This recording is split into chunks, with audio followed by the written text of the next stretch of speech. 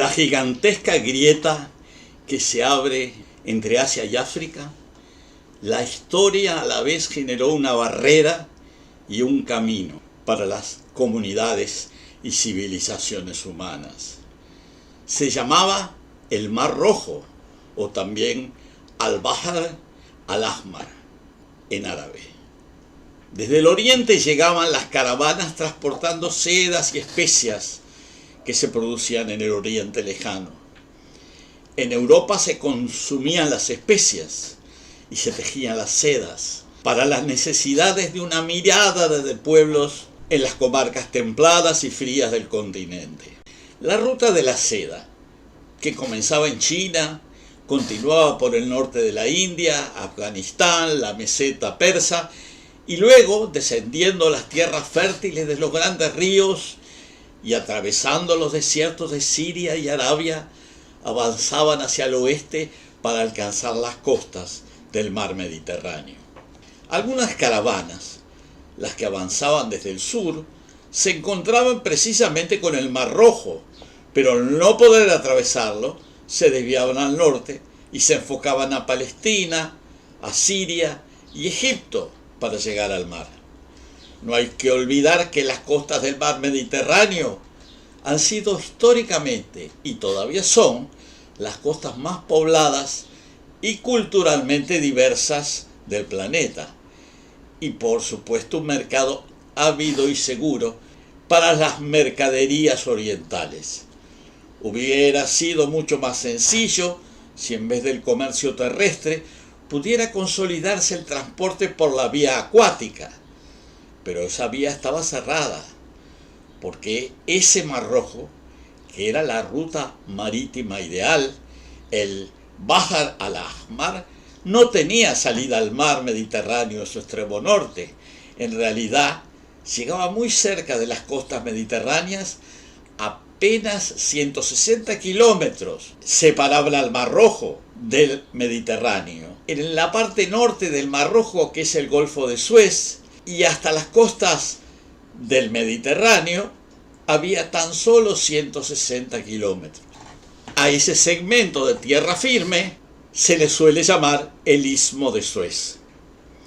Recordamos que la ruta de la seda, la que venía de China y hasta Europa, había comenzado a ser sustituida a fines del siglo XV por otra ruta más práctica, por la vía marítima que se había abierto a partir de 1499, cuando los portugueses lograron destrabar un camino por el sur de África, la que se llamó la Ruta del Cabo de Buena Esperanza, una ruta que facilitaba el recorrido, aunque su longitud era considerable, aproximadamente 25.000 kilómetros entre China y Europa.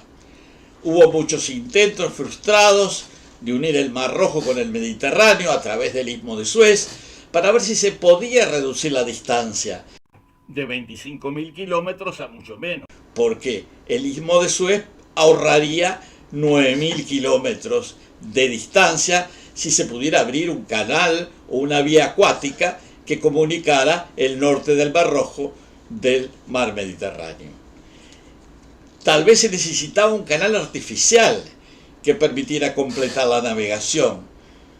Hasta mediados del siglo XIX, esos intentos no prosperaron. Sin embargo, finalmente en el año 1859 comenzó a excavarse el canal, inaugurándose para la navegación 10 años más tarde, en 1869. Esta obra, que fue terminada en ese año, en su momento constituyó uno de los logros de la ingeniería más grandes del mundo, realizado por decenas de miles de campesinos llevados por la fuerza desde todas las regiones de Egipto. En las décadas siguientes, la posesión del canal fue objeto de muchos enfrentamientos geopolíticos de las potencias más poderosas de Europa y los gobiernos locales. Pero al fin, la presencia y operación del canal, llamado Canal de Suez, se consolidó bajo el control del gobierno de la República de Egipto. Las ventajas de ese canal son indudables. Pensemos que la distancia navegable entre un puerto europeo central, como podría ser Marsella en Francia y Shanghái en China, en Asia, es de 16.229 kilómetros usando la ruta del Canal de Suez, y se va a 25.900 navegando por el Cabo Buena Esperanza, por el sur de África.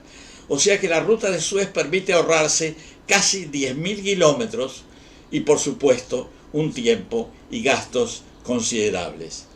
Por esa razón, en la actualidad, principios del 2024, 12% de todo el comercio mundial y gran parte del petróleo exportado de países petroleros usa la ruta del Canal de Suez. La vía del Mar Rojo, Canal de Suez, tiene algunas vulnerabilidades. En primer lugar, la entrada al Mar Rojo desde el Océano Índico debe atravesar un estrecho entre la península arábica y la costa de África, que tiene un ancho mínimo de apenas 30 kilómetros. Se trata del estrecho de Bab el-Mandeb, que quiere decir en árabe Puerta de las Lágrimas. Tiene unos 115 kilómetros de longitud y en su parte más angosta, como decía, tiene menos de 30 kilómetros de ancho.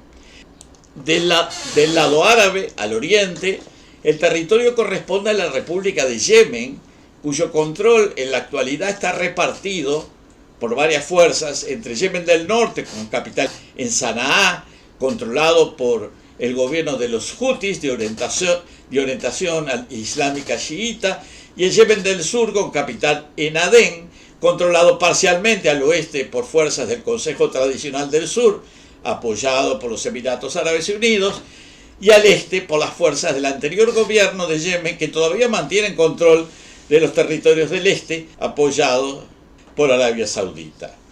En la orilla occidental del estrecho se encuentra la pequeña República de Djibouti, que es un estado con una superficie de 23.000 kilómetros cuadrados y menos de 1 millón de habitantes. Debido al carácter estratégico de Bab el-Mandeb, en Djibouti su gobierno ha permitido el establecimiento de bases militares de 6 países, por las que cobra rentas que les permiten financiar su presupuesto. Estas bases son controladas por Francia, que fue la potencia colonial anterior, los Estados Unidos, la República Popular China, Japón, España e Italia. El Mar Rojo en particular también es una superficie de agua relativamente estrecha. En su sector más amplio tiene un ancho de 350 kilómetros. Hacia el norte se angosta formando el Golfo de Suez, que en su entrada, localizada al sureste del Golfo, y tiene un ancho de 24 kilómetros. Y hacia el noroeste se extiende más de 300 kilómetros, culminando en el puerto de Suez, en Egipto, que también oficia como la entrada al canal desde el sur. Es de hacer notar que la posición estratégica de la vía marítima que va desde Bab el-Mandeb al canal de Suez está siendo aprovechada por fuerzas que se encuentran en el sector suroriental, en el territorio de Yemen, desde hace unas semanas y han aparentemente interrumpido el flujo marítimo en esa zona, afectando seriamente el tráfico de mercaderías. Se espera que esa situación no desemboque en nuevos conflictos militares que durante los últimos años han afectado a la población yemenita y provocaron importantes daños materiales y pérdidas humanas. En un próximo video continuaremos describiendo las características geográficas y estratégicas de otras regiones del Oriente Medio, donde tuve la oportunidad de residir varios años, e incluso visitando la ciudad de Sanaa, capital de Yemen del Norte, y Jodeida, que es el principal puerto sobre el Mar Rojo de ese país.